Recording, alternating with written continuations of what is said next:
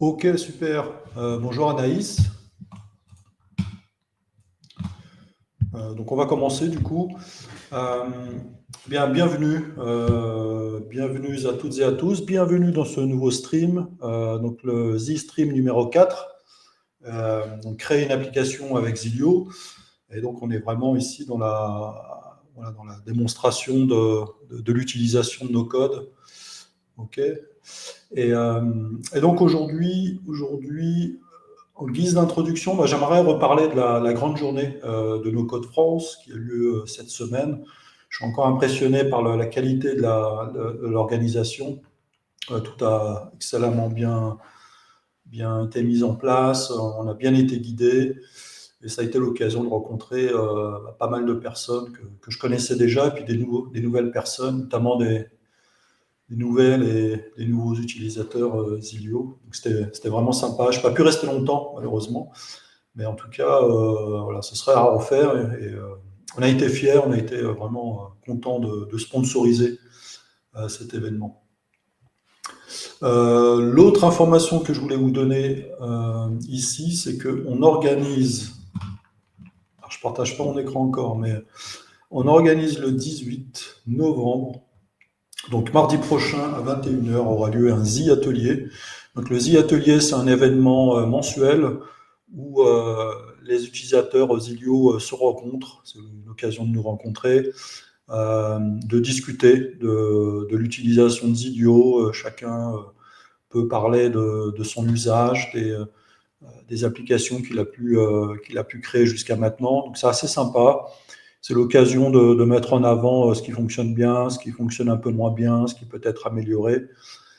Et en général, je pars avec une liste de courses. Voilà, je pars avec quelques petits sujets à traiter et à ajouter dans le planning, dans le backlog. Alors, est-ce que vous êtes présents? Alors, je vois qu'on est 4. OK. Eh bien, aujourd'hui, nous allons continuer notre application. Alors, je vais partager mon écran. Partager écran.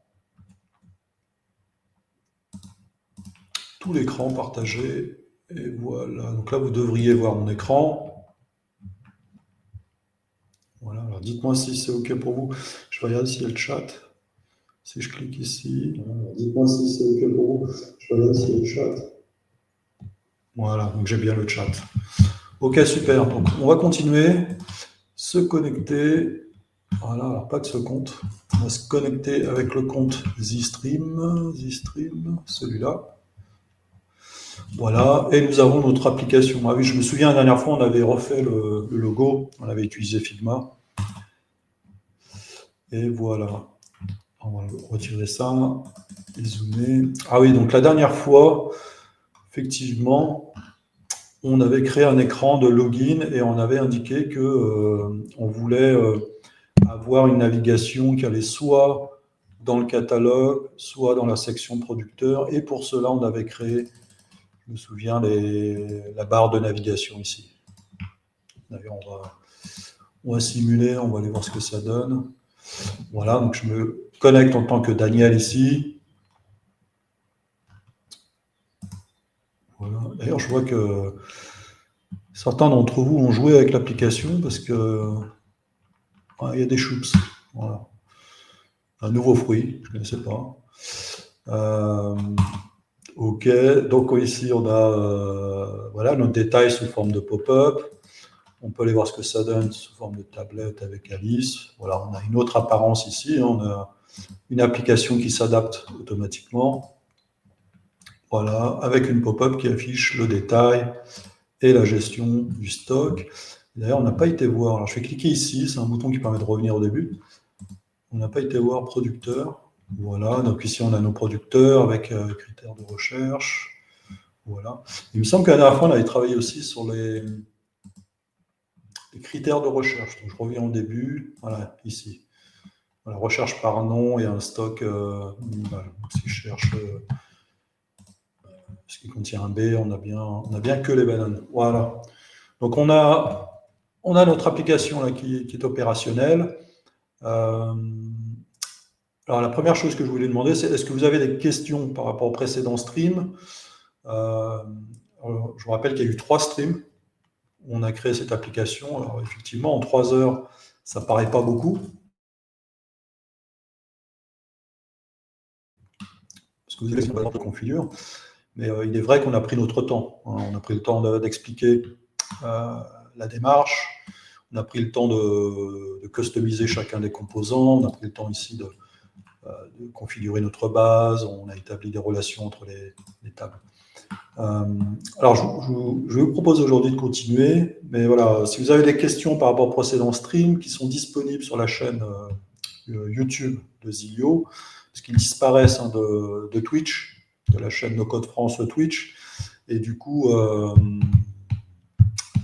ne permet pas d'accéder aux précédents enregistrements. En tout cas, vous pouvez y accéder depuis la chaîne YouTube de Zilio. Hein, il suffit de taper Zilio dans YouTube, vous allez tomber dessus. Il y a déjà trois épisodes qui ont permis de créer cette application. Ce que je vais vous proposer aujourd'hui, il y a 2 sujets que j'ai prévus. Mais n'hésitez pas, hein, parce que le but de ce stream, c'est aussi pour vous d'influencer le déroulement de ce stream et de nous demander d'adresser des besoins que vous avez en tête ou de poser des questions pour que je puisse les illustrer à travers cette appli qui sert à des fins de démonstration. Ceci dit, à long terme, j'aimerais bien que cette application soit un modèle d'application pour être proposé dans la page d'accueil de Zilio. Donc, si je reviens dans la page d'accueil, je reviens rapidement ici. Ici, on a mes applications et les modèles d'applications qui sont disponibles. On peut les consulter à droite et consulter un aperçu. Voilà, donc elle pourrait apparaître dans cette liste de modèles si on arrive à quelque chose de pertinent. Voilà, alors aujourd'hui, je vais vous proposer 2 choses. On m'a fait la demande de passer un peu de temps sur les variables. Voilà, vous savez, les variables, c'est ce qui va permettre de stocker, ce qui va permettre d'indiquer ce que l'utilisateur a saisi dans un écran. Vous voyez, ici, on a notre moteur de recherche, on a une recherche par nom, et on a une variable qui s'appelle recherche nom. Et en fait, la saisie qui sera faite dans ce champ de saisie sera stockée, sera mémorisée. Bonjour David, sera mémorisée dans cette variable. Une variable, c'est juste une sorte de tiroir où on va y mettre une information. Donc ici, on a stocké recherche nom, et ici, on a stocké stock min. C'est ce qui permet en fait de faire référence à cette donnée qui a été saisie par l'utilisateur partout dans l'application. Donc, si je me rends sur ce composant grille, vous voyez, c'est un composant grille, eh bien, ce composant grille va pouvoir filtrer la liste des éléments en fonction de ce qui a été saisi dans cette pop-up. Et donc, on le fait en faisant référence à des variables. Donc ici, vous vous souvenez, recherche nom, stock min. Voilà, donc si on va ici, on est bien dans variable, on est bien dans l'écran filtre, voilà, en l'occurrence, c'est une pop-up, et on est dans recherche nom. Hein, et on a recherche nom et stock min qui font partie de la même pop-up. Voilà, donc on a vraiment ici la possibilité d'accéder à toutes les variables qui ont été définies dans tous les écrans. Donc c'est organisé par écran, on clique sur l'écran et on a la liste des variables disponibles. Ok, alors je vous proposais d'aller un peu plus loin, donc on va faire un aparté, on va descendre. On va faire un petit aparté et on va aller sur une démonstration vraiment spécifique aux variables pour pouvoir focaliser sur ce sujet en particulier. Donc n'hésitez pas à poser des questions. Dites-moi si je vais trop vite ou pas assez vite.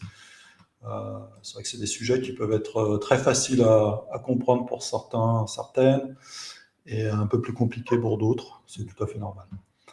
Donc on va créer un écran. Je vais l'appeler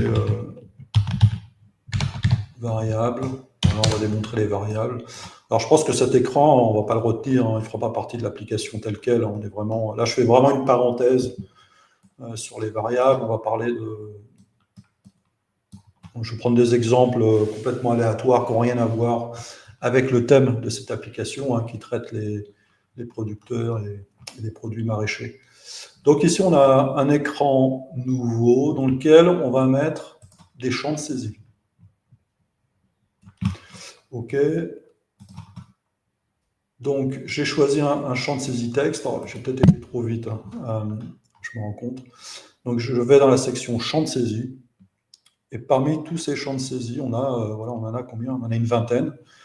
Et c'est ce qui permet de permettre une saisie soit d'un texte libre, soit d'un nombre, d'un email. Vous voyez, je ne vais pas tous les citer, téléphone, case à cocher. On a des composants un peu plus sophistiqués comme la signature. Donc on drag and drop un composant signature et on peut signer avec soit la souris, soit le doigt sur téléphone. On a capture audio qui va permettre d'enregistrer un contenu sous forme de fichier son, les choix multiples, messages. Voilà, on a une palette de composants ici qui permettent à un utilisateur de saisir une information. Et puis, cette saisie va être stockée dans une variable. Donc, bien souvent, ce n'est pas tout à fait le cas tout le temps, mais une variable sert très souvent à stocker une saisie. Donc, vous allez pouvoir offrir un formulaire de saisie dans un écran et l'exploiter dans un écran suivant, ainsi de suite, n'importe où dans l'application. Voilà. Donc, on va partir d'un champ de saisie le plus simple possible, le texte. On choisit une nouvelle variable, ce qui nous, ici, indique une nouvelle variable qui n'existe pas encore. Évidemment, on va la changer et on va mettre tout simplement nom. Voilà, donc on va pouvoir saisir un nom utilisateur. Voilà. Et pour pouvoir l'afficher, on va utiliser un autre composant qui, cette fois-ci, n'est pas un composant de saisie, parce qu'ici, on souhaite afficher une information. C'est un texte, donc on va aller avec texte avec libellé.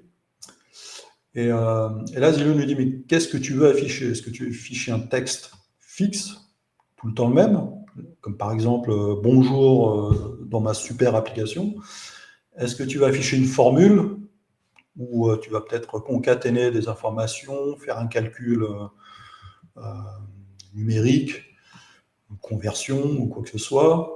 Est-ce une variable ou est-ce une donnée? Donc on va voir tout à l'heure la différence entre variable et donnée. Donc, donnée, c'est ce qui vient d'une table. Variable, c'est une saisie.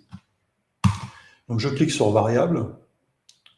Je vais ici sélectionner l'écran où se trouve ma variable, donc qui s'appelle variable, celui-ci, et je vais sélectionner nous. Voilà. Donc en fait, ici, j'ai un champ de saisie et l'affichage de cette même variable. Testons immédiatement. Donc, je vais aller dans transition cette fois-ci, et on va changer l'écran de démarrage, parce que l'écran de démarrage, c'est celui-ci, et on va basculer sur variable, on va aller directement sur cet écran. Voilà, donc ici, je saisis Didier, j'appuie sur Entrée, voilà. Vous voyez ici, le champ affiche la donnée qui a été saisie. Voilà. On est vraiment sur le cas le plus simple possible.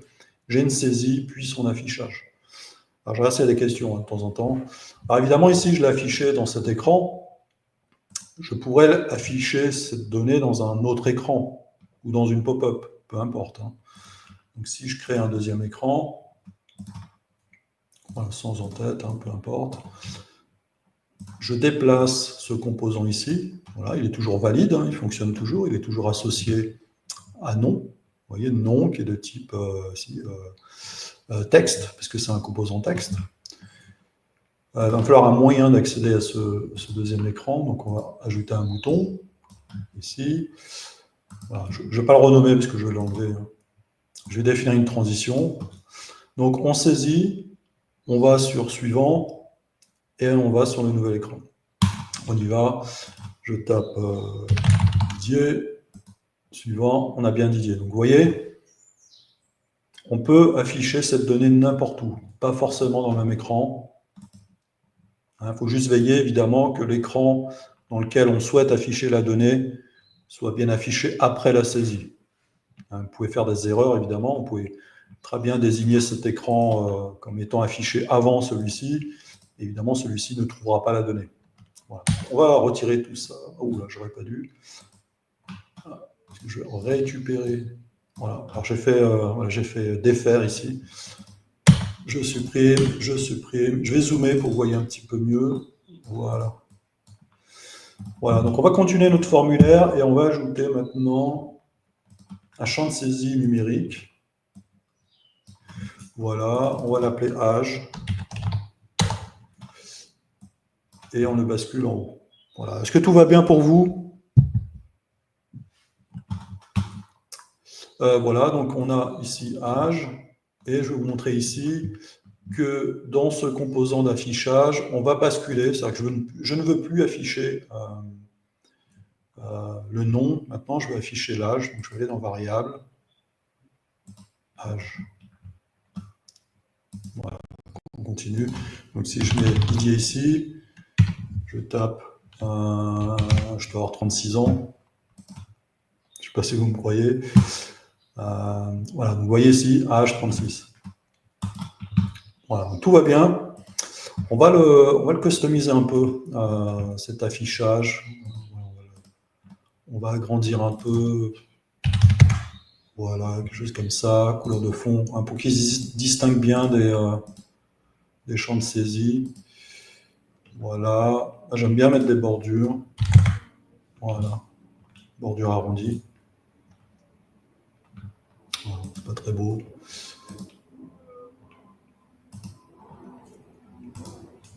Voilà. Voilà, donc là, ici, donc on a utilisé une simple variable. On va agrémenter un peu notre démo et on va ajouter ici la possibilité d'afficher plusieurs données. Ouais, donc, je pourrais me contenter en fait de faire CTRL-C, CTRL-V, donc j'ai deux champs. Et dans ce deuxième, je pourrais afficher le nom. Voilà. Voilà, mais ce n'est pas ce que je veux faire. Je vais vouloir afficher dans la même zone de texte. Imaginons qu'on appelle cette zone résumé, on va dire, résumé de tout ce qui a été saisi, ou synthèse, peu importe. Et ici, en fait, je suis un peu coincé parce que dans variable, on peut me permettre de sélectionner une variable, mais je ne peux pas en sélectionner deux, vous voyez. Pour cela, on va utiliser les formules. Donc, je vais basculer de variable à formule. Et la formule va me permettre d'accéder aussi aux variables. Mais cette fois-ci, je vais pouvoir les combiner. Donc on avait âge. Donc âge est toujours là. Vous voyez, ici, on est sur une zone de texte multiligne. Voilà, donc je tape du texte aléatoire. Et je vais pouvoir ajouter des zones, ici. Donc des variables dans ce texte. Donc, je vais pouvoir combiner du texte avec des variables. Donc, bonjour à toi, Colitopar. Ok. Et donc ici, alors j'ai le micro qui me gêne pour saisir. Qu'est-ce qu'on pourrait dire? Cette personne s'appelle, donc on va mettre nom, voilà. Et là, donc on va retirer tout ça. Voilà, on va mettre un texte. Et là, et ici, on va choisir, donc on est sur fixe, on va choisir variable, écran variable, âge. Voilà. Ok. Du coup, c'est un peu trop gros. On va repartir à gauche. Voilà, chose comme ça. Donc évidemment, ici, dans cet aperçu, on ne voit pas les valeurs parce que dans l'éditeur, rien n'a été saisi.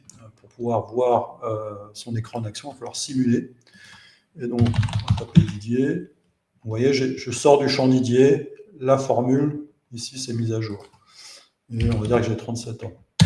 Voilà. Ah, bonjour Muriel. Ok, donc voici un exemple de formule. Et on y reviendra, on fera je pense qu'on adressera les formules dans d'autres besoins un peu plus complexes. Alors, les formules permettent de combiner du texte, comme on vient de voir ici, mais on peut aussi combiner des numériques. On peut faire des calculs à travers. Donc là, je pourrais rajouter, et cette personne, elle a 37 ans, donc je pourrais rajouter an, voilà, ici. Je pourrais aussi utiliser, je vais l'évoquer rapidement pour vous montrer que ça existe, mais ça ne va pas être le sujet ici. Je vais vous montrer les formats. Donc, je sélectionne ici ma formule, enfin on va dire ma variable, âge. et je vais aller dans l'onglet Format, et je vais indiquer à Zilio que cette variable est finalement un nombre entier qui a comme unité année. Voilà. Voilà, donc c'est pour vous montrer ici qu'une variable peut être formatée selon plusieurs formats. On peut dire que c'est juste un texte, ça peut être un nombre, ça peut être une devise, une date, une distance, une durée. Voilà. Donc, si on choisit durée, on va pouvoir choisir est-ce que c'est des mois, est-ce que c'est des semaines, des années, des minutes, etc. Alors ici, on reste sur du numérique. Voilà, donc c'est pas un nombre parce qu'effectivement, âge ici n'a pas de valeur.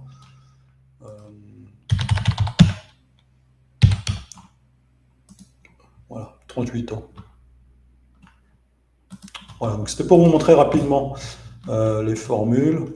Et ici, on voit qu'il n'y a pas de bordure. Donc, on va rajouter ici une marge interne. Voilà, on est mieux.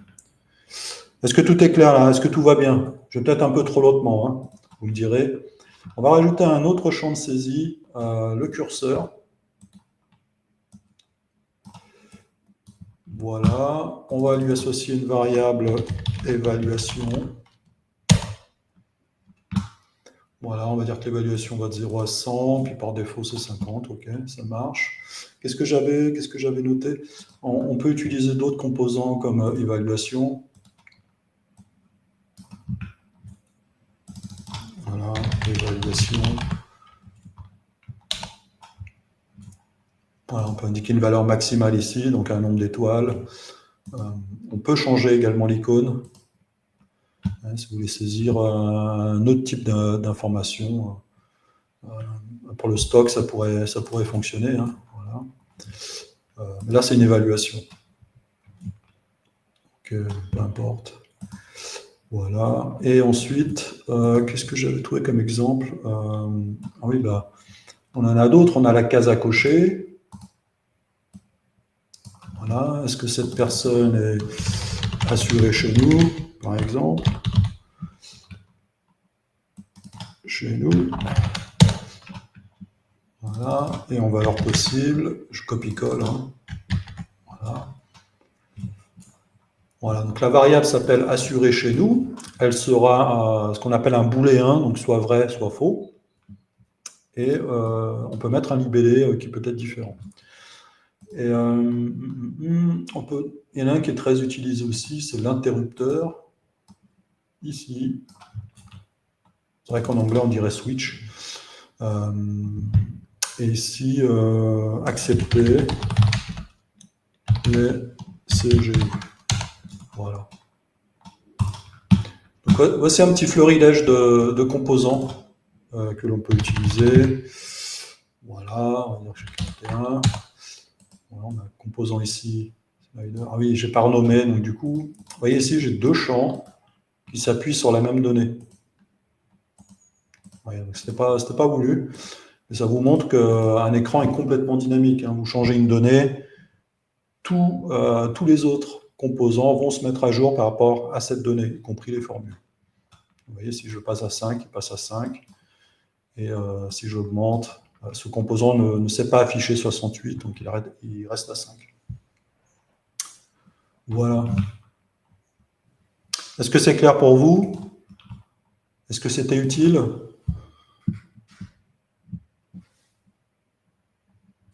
Voilà. Alors, je voulais vous montrer un autre exemple un peu plus concret. Je vous laisse répondre hein, dans le chat. Un exemple un peu plus concret où on va créer une calculette de calcul, on va dire un simulateur d'emprunt. Simulateur. Donc là, on va illustrer d'autres possibilités de Zilio qui est de faire des calculs. Okay. On va le reprendre ici. Voilà, je vais vous mettre un champ, je vais un peu plus vite là pour le coup, un champ capital emprunté. On y va, on va ajouter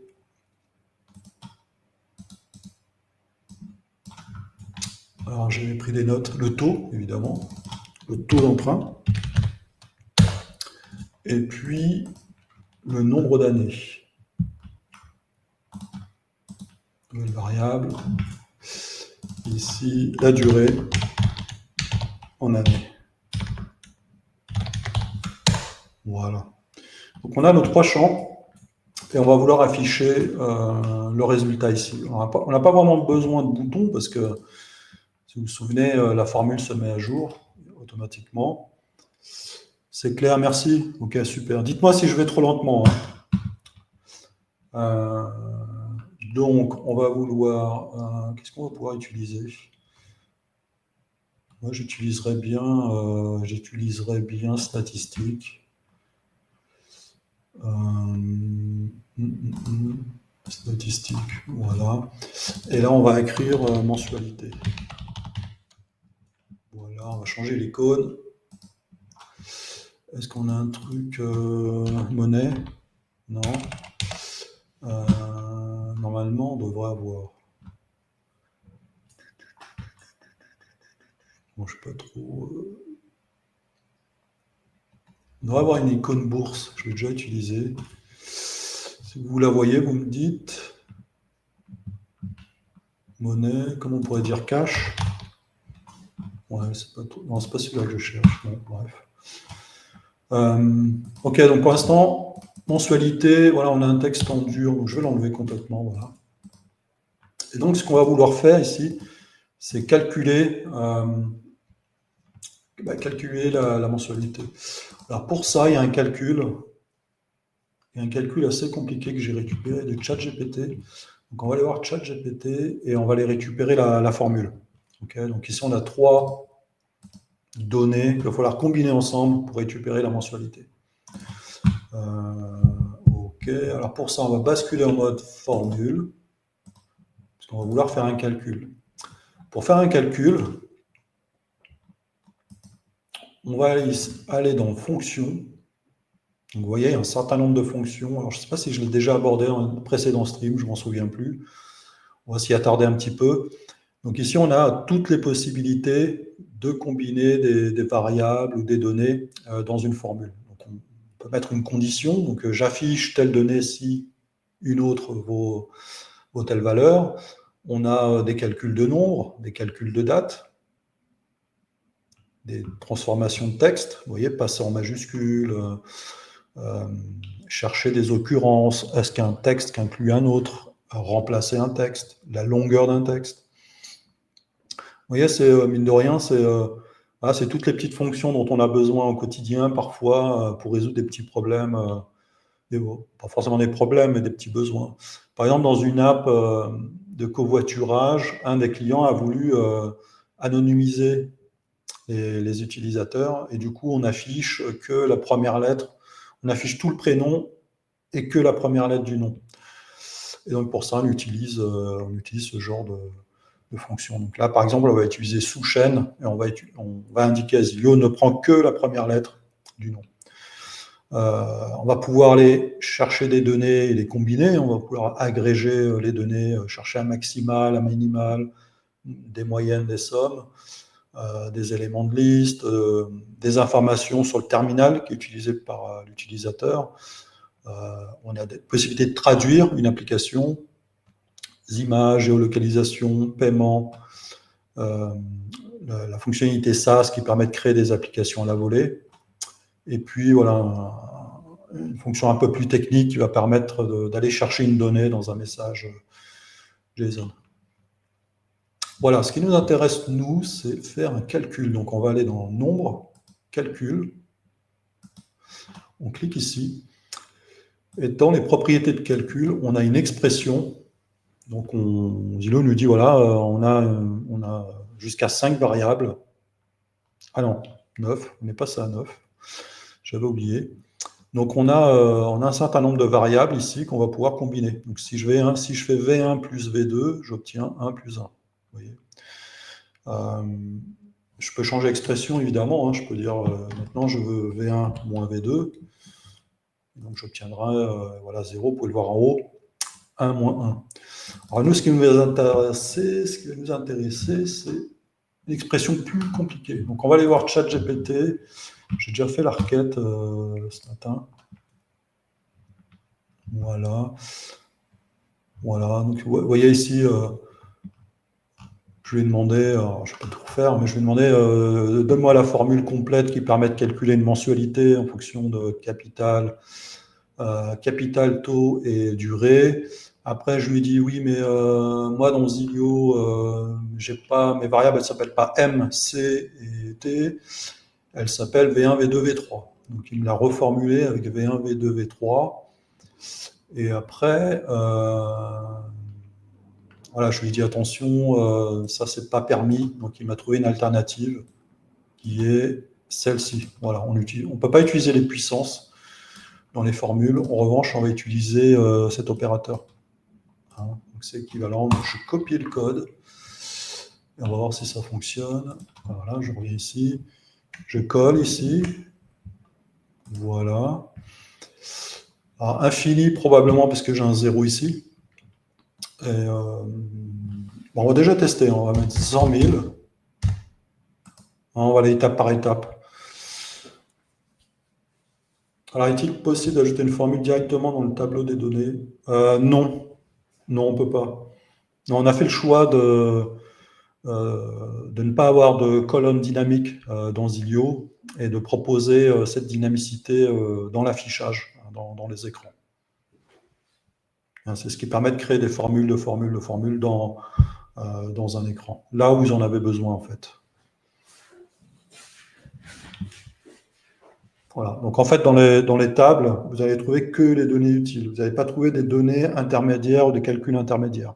C'est un modèle qu'on a étudié. Il y a des concurrents qui font ça et on trouve que au final, on se retrouve avec des tables qui sont très compliquées à maintenir parce qu'on ne sait même plus pourquoi on a créé des formules, enfin des colonnes de type formule où on fait des calculs intermédiaires.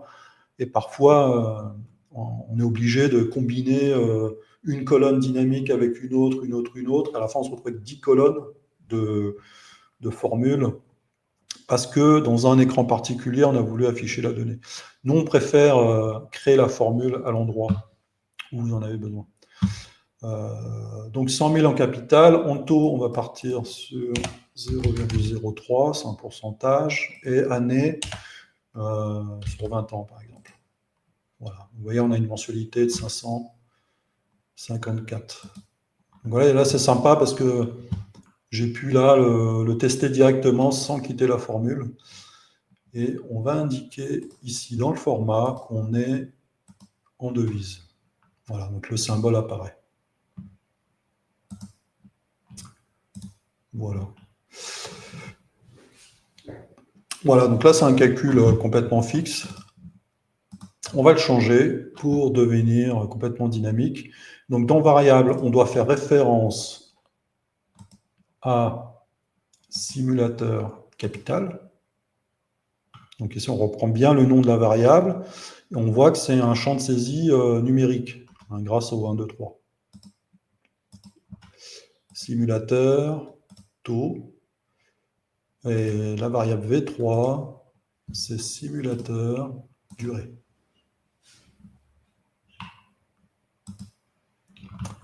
Voilà.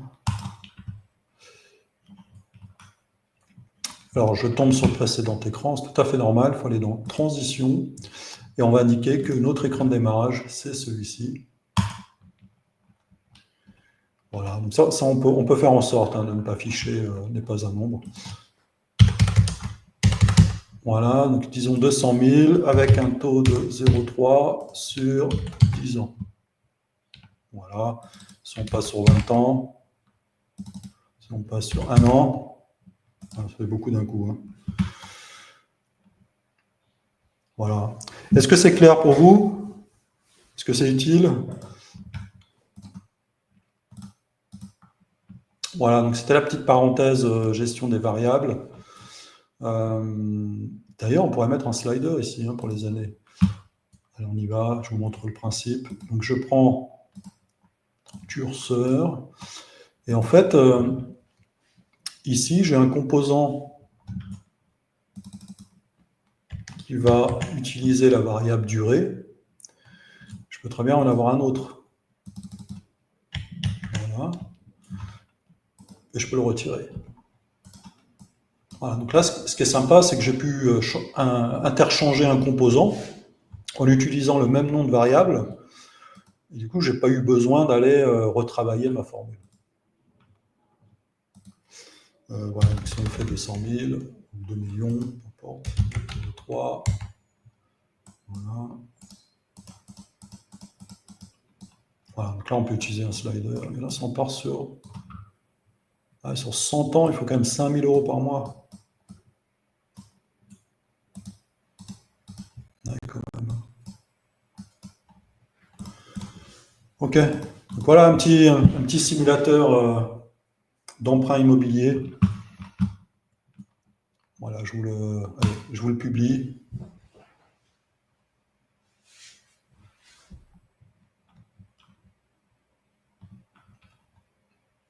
Voilà. Ok. Ok, alors je vois qu'il n'y a pas de questions. De rien, David. Je vois qu'il n'y a pas de questions. Alors, on va laisser ces écrans quelques minutes au cas où il y a des questions. Et puis, on va revenir à des activités un peu plus normales qui reprennent le fil de notre application. Donc, on a une application avec un catalogue et une liste de producteurs avec leurs détails. On avait eu des questions la dernière fois sur les profils utilisateurs. Si vous vous souvenez, on a ici drag-droppé la table utilisateur avec deux comptes qui sont préconfigurés. Et ces deux comptes, en fait, il n'y a pas vraiment de gestion de rôle ici. Hein. On ne peut pas les distinguer. On ne peut pas indiquer que tel utilisateur a plus de permissions ou peut accéder à plus de fonctionnalités qu'un autre. Donc, on va y remédier. Je regarde s'il n'y a pas de questions sur le sujet précédent. Non, c'est bon. On va y remédier. Donc, ici, on a notre table utilisateur et on va ajouter une colonne. Donc, je vais cliquer sur plus, créer une colonne et on va l'appeler rôle. Et alors on pourrait dire que c'est un texte après tout, parce que si c'est un utilisateur simple ou un administrateur, on pourrait indiquer cela par un texte, mais je pense que c'est plus approprié d'utiliser option unique. Donc en fait, une option permet d'indiquer un choix parmi plusieurs options. Et donc ici, on va pouvoir dire que c'est un utilisateur, utilisateur, administrateur. Je sais pas comment font les autres, moi j'ai un gros micro et clavier juste derrière. C'est pas évident. Ok, donc là on est bon, rôle, option unique, et je propose deux choix possibles. On confirme. Rôle est ici. Je vais le remonter, pour qu'il soit plus proche du nom. Ensuite, je vais modifier les données. Vous voyez ici, il est proche du nom maintenant, il est juste derrière le nom, ce qui m'évite d'aller tout à droite. Et on va indiquer que Daniel est utilisateur et Alice, administrateur. Voilà. Dites-moi si c'est OK pour vous. Je sais que j'ai eu des questions par rapport à ça. Comment on adresse ce genre de besoin. Voilà.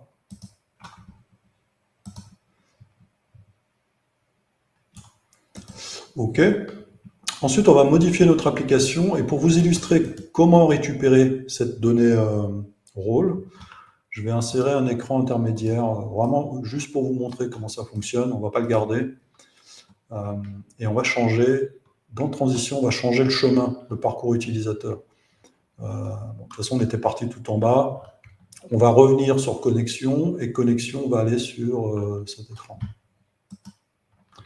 Je clique ici, donc ça devient le premier écran, et j'enlève cette transition pour la mettre ici. Donc si je me connecte, on va arriver sur un écran vide. Voilà, tout va bien.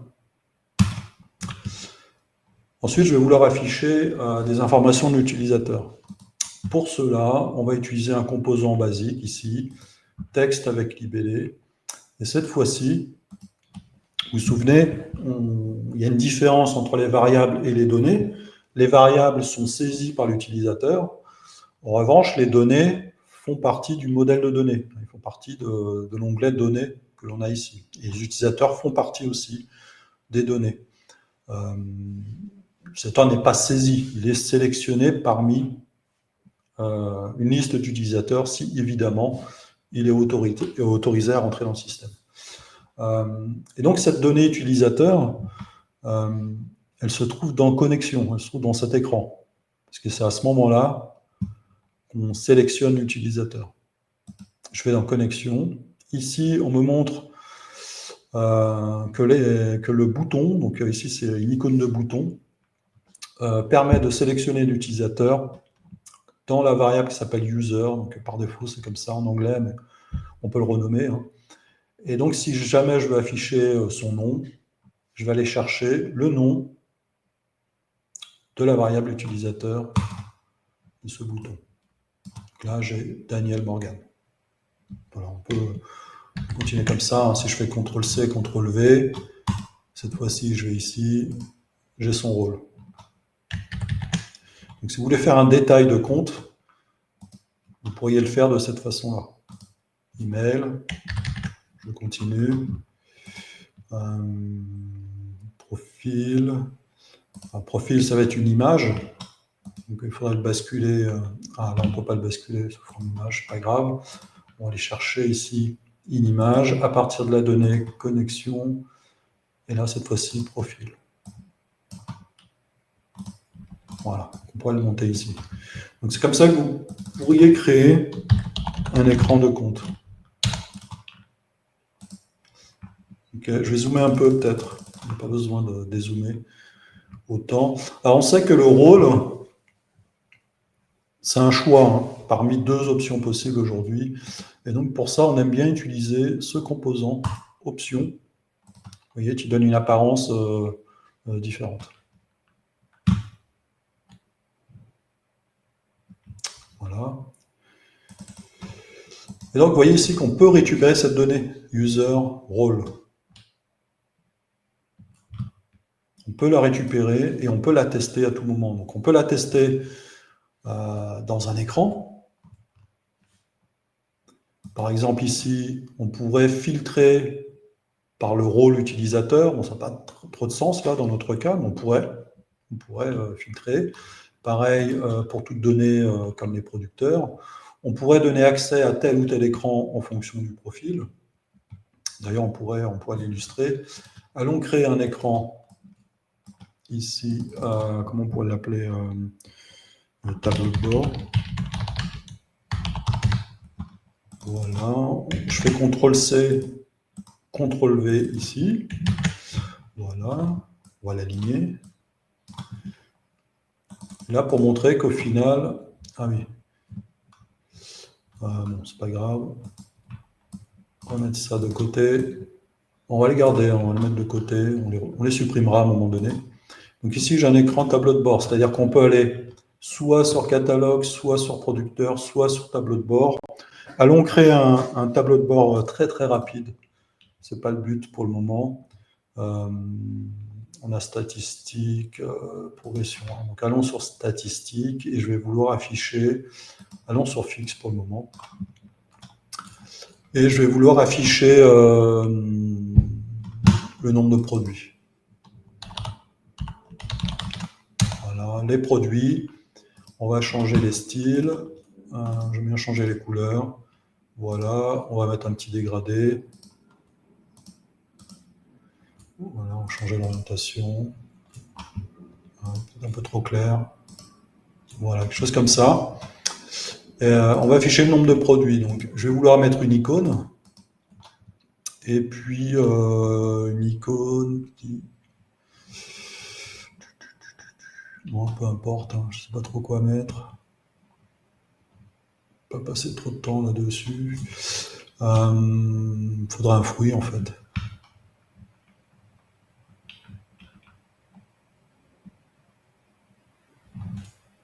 Ok, qu'est-ce que j'ai rapidement? Bon, peu importe, hein. Alors, on va prendre un ballon et on va zoomer, hein.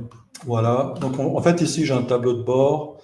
La valeur est fixe. Alors on va revenir sur les formules. C'est une occasion ici de revenir sur les formules. Formule. J'édite le contenu de la formule et ici je vais vouloir afficher le nombre de produits. Pour cela, données, compte et ligne. Zilio va me demander depuis quelle table? Eh bien, depuis la table produit. Voilà, donc je vais pas filtrer. On les veut tous. Voilà. On peut faire la même chose pour les producteurs. Voilà, on fait un dashboard rapide. On se fera des dashboards un peu plus pertinents par la suite. Voilà, on va mettre une icône aléatoire, peu importe. Une fourchette. Producteur. Voilà. Et là, vous l'avez deviné, on va aller afficher le nombre de producteurs. Voilà. Donc, nous avons un tableau de bord. Et moi, ce que j'aimerais bien, c'est faire en sorte que lorsqu'un admin se connecte, qu'il aille directement sur l'écran tableau de bord. Voilà. Alors, par contre, c'était vraiment pour vous illustrer comment afficher les données utilisateurs, où est-ce qu'elles étaient. Donc, on va le déplacer. On va le mettre un peu plus loin là-bas. On le réutilisera certainement. Voilà. Et donc, on va vouloir conditionner ici au moment de la connexion. Est-ce que l'utilisateur est admin? Si oui, on va directement sur dashboard. Sinon, on va sur catalogue et producteur. D'accord? Et donc, on va intervenir sur ce bouton.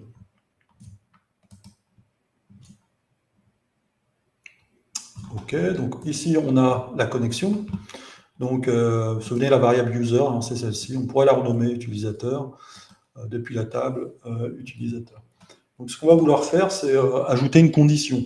Donc, une fois authentifié, donc il faut vraiment le faire après. Sinon, on ne va pas pouvoir récupérer les informations de l'utilisateur connecté. Et donc, on va utiliser le point de décision. Voilà. Donc ici, on est dans l'éditeur d'action. Je ne me souviens plus si on l'a présenté la dernière fois. Il me semble qu'on l'a présenté lors du dernier stream. Donc, il y a un certain nombre d'actions disponibles ici, et vous pouvez les drag-dropper dans cet éditeur d'actions qui va vous permettre d'enchaîner des actions lorsqu'on clique sur un bouton. Donc, j'ai un point de sélection. On va indiquer la condition. Et ici, on veut tester la donnée connexion, rôle. Vous vous souvenez, là, je fais exactement le même endroit que tout à l'heure. Et on va tester si c'est, je sais pas, utilisateur. On teste que l'un des deux. Voilà. Voilà. Est-ce que le rôle de l'utilisateur est égal à utilisateur? Et dans ce cas-là, on va aller soit... Donc si c'est faux, donc si ce n'est pas un utilisateur, c'est qu'on veut aller vers l'admin. Et dans ce cas-là, on va aller sur l'écran tableau de bord. Sinon, on va aller sur l'écran catalogue. Si c'est vrai, si le rôle est utilisateur, vrai, je vais sur catalogue. Voilà. Voilà, donc il va falloir résoudre la transition ici. Elle est partie de tout là-bas. Voilà. Voilà. J'ai enlevé la transition et en fait, il n'y a plus besoin de transition ici. Je ne vais pas indiquer une transition parce que on est dans un besoin où on a ajouté un peu de logique dans notre bouton pour aller soit là, soit là. Donc, si je mets une transition ici de manière fixe, hein, il va y avoir une contradiction. C'est-à-dire qu'on a à la fois de la logique qui nous dit on va soit là, enfin, soit sur produit, soit sur tableau de bord, et en même temps, on dit au bouton on va tout le temps sur le catalogue. Donc ça, il ne faut pas l'oublier. Quand on ajoute une condition, il faut éviter de mettre une transition en fixe. Voilà, donc là, je n'ai plus besoin de cette transition. parce que j'ai rajouté un petit bout de logique. Je pense qu'on peut tester du coup. Donc on se rend dans simulation, Daniel a accès au produit, et maintenant au producteur. Je réinitialise, je me connecte en tant qu'Alice, et Alice a accès au dashboard. Voilà. Alors, on peut rajouter la barre de navigation en bas, hein, évidemment. Donc, pour cela, on va la copier-coller. Et ce que j'aimerais bien faire avant, c'est de vous illustrer d'une manière différente la gestion des rôles. Donc, vous voyez ici, on a fait le choix arbitraire d'aller soit sur tel écran, soit sur tel écran. On pourrait faire quelque chose de plus intéressant, c'est d'aller tout le temps sur le catalogue, par exemple, mais de proposer l'accès au dashboard ou au tableau de bord depuis la barre de navigation. Okay. Donc pour cela, on va aller dans tableau de bord, on va lui mettre une icône. Il n'y a pas d'icône. Qu'est-ce qu'on peut prendre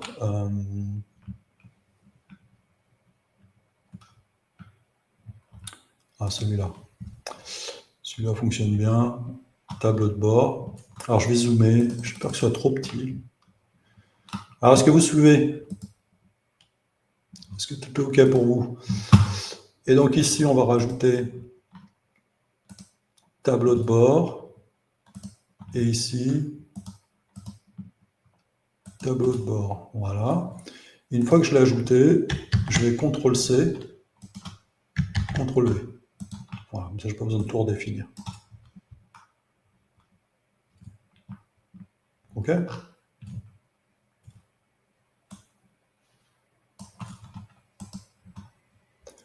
Alors ici, on peut laisser la condition, hein, ceci dit. Quand le point d'entrée est différent. Mais ici, alors si on simule, on va avoir un problème. Hein, c'est-à-dire que l'utilisateur classique de base, qui n'est pas admin, on va lui proposer le tableau de bord. Or, ce n'est pas ce qu'on veut. Alors, on va tester.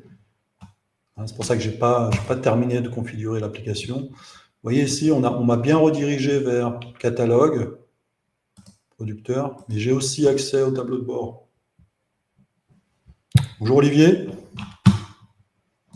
Or, ce n'est pas ce qu'on veut. Alors, pour cela, on peut conditionner l'affichage du tableau de bord dans la barre de navigation. Faire en sorte qu'on autorise le tableau de bord uniquement pour les administrateurs. Alors pour cela, on sélectionne cet écran et on va aller dans Conditions et on va l'afficher uniquement si l'utilisateur est admin. Donc on va aller dans Données, Connexion, comme tout à l'heure, hein, rôle est égal à administrateur. Voilà. Voilà. On abordera les autres paramètres, hein, fichier sur mobile, tablette, ordinateur, quand on aura une session sur le responsive ou l'adaptation selon le terminal, peut-être le stream suivant. Voilà. Donc j'ai conditionné mon écran aux administrateurs. Donc ici, il ne devrait plus apparaître aux utilisateurs classiques. Je rentre, Daniel. Voilà. Donc Daniel n'a plus accès administrateur au dashboard. Je réinitialise, Alice. Voilà, Alice a accès. Voilà. Donc, premièrement, Alice est directement orientée vers le tableau de bord et elle a accès aux autres écrans de l'application. Vous voyez deux possibilités ici d'exploiter le rôle utilisateur. Donc, le premier a été de rediriger vers un écran permis, enfin autorisé, et la deuxième fonctionnalité a été de conditionner l'affichage de la barre de navigation. D'ailleurs, j'aurais dû vous montrer aussi en tablette. Voilà. Donc l'utilisateur ne voit pas ici le dashboard. Je réinitialise Alice Et Alice a accès au dashboard, et pareil sur le desktop.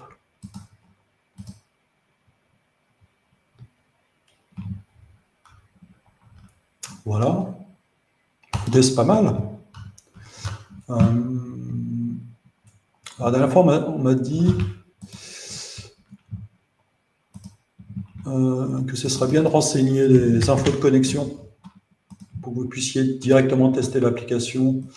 Parce que finalement, vous n'avez pas le login ni le mot de passe. D'ailleurs, le mot de passe, si j'essaie de l'afficher, le mot de passe, voilà, c'est 4 x 0. Donc, on va l'afficher ici. Je vais vous mettre un composant suggestion.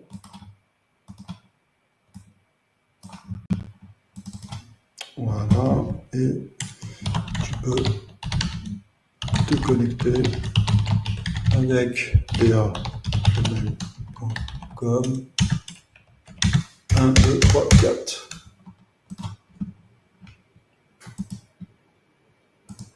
Voilà, et au passage, on va changer de thème. Voilà, donc on bascule sur le thème Veloria, donc c'est un nouveau thème qui a été créé la semaine dernière. Voilà, il y a un petit clin d'œil dans le thème, un petit clin d'œil un peu personnel. Voilà, je vous laisse commenter si jamais vous avez la référence. C'est un peu subtil. Voilà, j'aime bien mettre des clins d'œil. Il y a quelques petits clins d'œil dans Zilio, celui-là aussi en est un.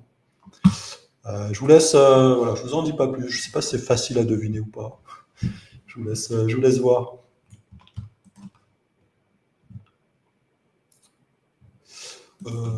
Ok. Écoutez, c'est tout ce que je voulais vous montrer aujourd'hui. Pour une fois, j'ai pu dérouler tout ce que j'avais prévu. Alors peut-être aussi que je me suis cadré sur le rythme du stream. Alors, il y a beaucoup de choses encore à vous montrer. Ce que j'aimerais bien vous montrer assez rapidement, c'est tout l'aspect responsive. L'aspect responsive, c'est tout ce qui permet d'adapter l'écran, la définition de votre écran au périphérique qui est utilisé. Là, on le voit ici, mobile, tablette. Et on va voir ensemble qu'on peut faire des choses assez sympas, notamment quand on combine avec les containers. Donc, c'est quelque chose que je vais vouloir vous montrer. La prochaine fois, on va améliorer notre catalogue ici et on va faire en sorte d'avoir à la fois la liste. Voilà, imaginons. Voilà, en fait, on va combiner. Je vais vous montrer là rapidement. Si je le mets comme ça, on va essayer de combiner ces deux écrans en un. Alors, c'est vrai que quand on est en mode mobile, c'est pas très approprié. On va pas pouvoir afficher à la fois une liste de produits et leurs détails dans le même écran. C'est trop large, ça convient pas. En revanche, en tablette et en mode ordinateur, en mode desktop, c'est tout à fait pertinent. Donc ça, on va le voir ensemble la prochaine fois, où on va voir dans le même écran une liste de produits et leurs détails à leur droite. Okay. Bon, je le remets à sa place. Voilà, donc on va avoir un affichage complètement différent entre le mobile, tablette et ordinateur. Voilà, aujourd'hui, vous voyez, c'est assez trivial. Ça fonctionne bien, ceci dit. Mais on voit ici, par exemple, sur ordinateur, l'espace est bien utilisé, mais on pourrait, effectivement, au lieu d'afficher, ça peut être un choix, d'afficher un maximum de produits dans le même écran, mais on pourrait vouloir afficher le produit et son détail dans le même écran. Voilà. Donc c'est ce qui va permettre d'optimiser l'usage, en tout cas, d'autres périphériques. Voilà. Donc on va s'amuser la prochaine fois, on va faire quelques petits protos et on sélectionnera celui qui nous semble le plus intéressant pour notre application de gestion stock. Voilà. Très clair et très intéressant. Merci David. Bonjour Joyce. Bravo, c'était top. Merci beaucoup. Écoutez, c'était ce que j'avais prévu aujourd'hui. Il y a encore plein de choses à montrer dans Zilio. Il va falloir trouver des cas d'usage qui s'inscrivent dans la continuité, dans le fil conducteur de cette application. Et puis on continuera. Donc n'hésitez pas à commenter cette vidéo sur YouTube, sur la chaîne Zilio chaîne Zilio sur YouTube, pardon. Et puis, si vous vous rendez soit sur le site web, soit sur l'interface du studio Zilio, vous allez pouvoir accéder au Slack de Zilio, où on est combien? Si on se rend ici, on est 127. Donc, n'hésitez pas à nous rejoindre. On a beaucoup d'utilisateurs qui interviennent. On a toutes les annonces très détaillées. On a fait une annonce ce matin, on en a fait hier. Et si vous allez dans la section questions, on a des questions d'utilisateurs, on a des remarques. Par exemple, Sandra, hier, a fait 3 remarques très pertinentes qui vont donner lieu à des améliorations dans le produit. Voilà.